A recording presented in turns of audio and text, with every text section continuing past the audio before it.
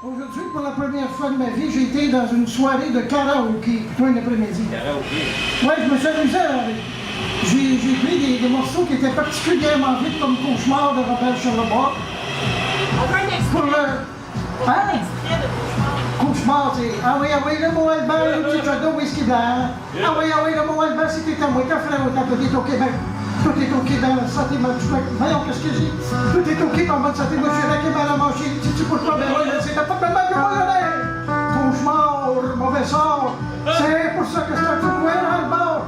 C'est pour ça que je suis bistrot de Paris.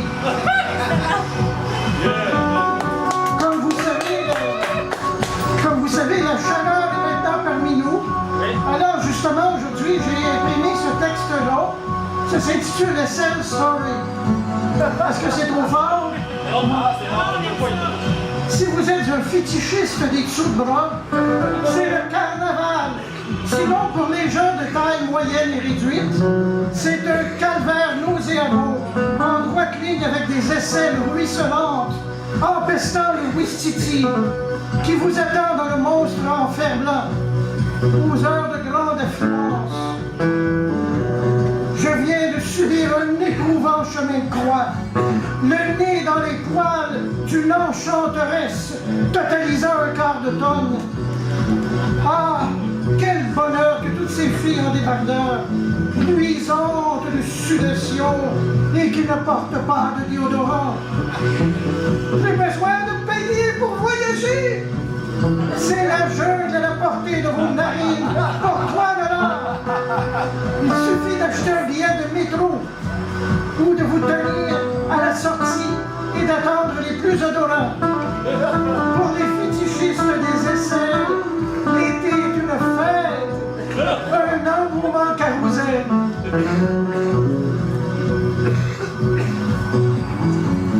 Alors ici, on a beaucoup de gens qui veulent faire carrière, qui veulent écrire, hein?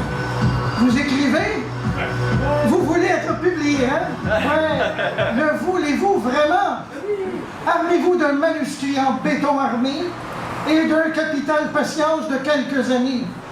À moins, bien sûr, de poser un geste d'éclat, de bloquer le pont et de menacer de le désintégrer au laser pour qu'on vous publie, il vous faudra faire preuve d'humilité. Des mauvaises langues disent qu'en faisant preuve d'humidité, certaines personnes sont parvenues, avec force faveur charnelles et velues, à se faire publier. Mais n'y prêtez point attention, ce sont des jaloux, des Judas qui crèvent d'envie derrière leur jalousie. Faudrait-il donc tendre le pubis pour être publié? Si tendre soit-il? Oui, le monde de l'édition est dur. C'est une véritable mafia. C'est la loi du milieu. La loi du milieu. Jamais elles ne vont seules ou se présentent aux urnes, semblables à des meules, mais plus souvent en forme de demi-lune. Les lieux favorisés par la nature ont fière allure. Lorsqu'en cadence, elles battent la mesure. Quand on s'assoit, elles s'aplatissent. Et parfois même applaudissent, sans même qu'on les consulte. Elles crient, grondent, tempêtent, provoquent un tumulte. Mais elles n'y sont pour rien, car c'est leur maître qui, trônant au milieu, exprime sa joie ou son contentieux. Logé au centre de ces sphères rosées qu'on dirait gonflées à l'hélium, siège ce cousin de Hall, j'ai nommé compère Tom. Jovial, toujours ouvert et entouré de ses compagnons adipeux. Et quoi qu'on en dise, à 6 heures, mélodieux. C'est aussi un connaisseur en vin, il ne dédaigne ni le blanc ni la rouge. Il absorbe à grande lampée la champagnette.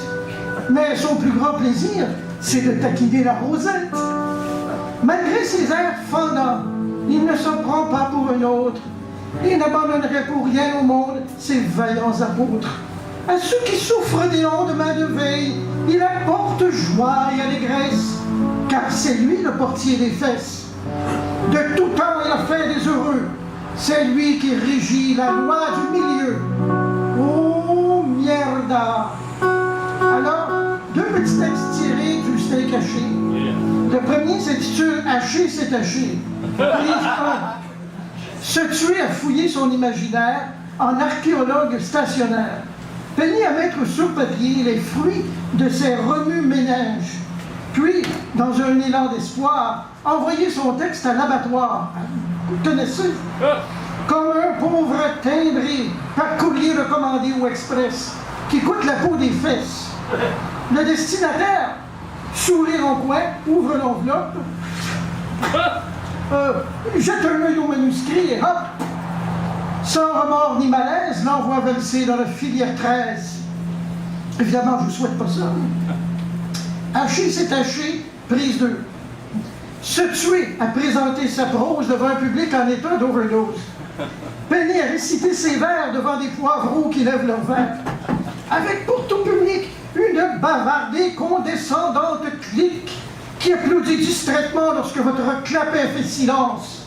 Saluent-ils vos mots savants ou sont-ils simplement contents de goûter enfin le silence et la paix? Le saurons-nous jamais? J'ai le temps pour un autre? Oui.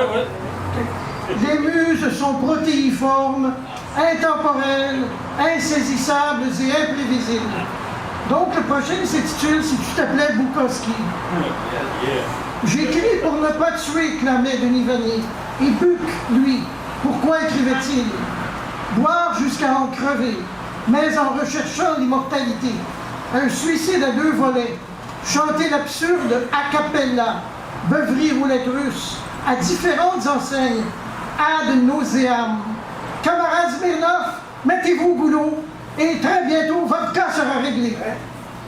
S'ils s'étaient rencontrés, Vanier aurait pu le tuer, mais nous aurions perdu 2 écrivains uniques. Voilà une énigme qui s'avère troublante. Alcool trouble. Et si tu t'appelais Bukowski, tu laisserais comme l'ex en exergue de ton œuvre une aile rance de poète pochard et sèmerait des rêves d'errance dans les jardins nocturnes des manges de marge. Alors dimanche prochain, je ne veux pas m'éterniser, mais nous serons au cabaret Spectacle Mado, 11-15, rue Sainte-Catherine-Est, 16h20. Yes. Vous êtes tous bienvenus. Oui, bravo là.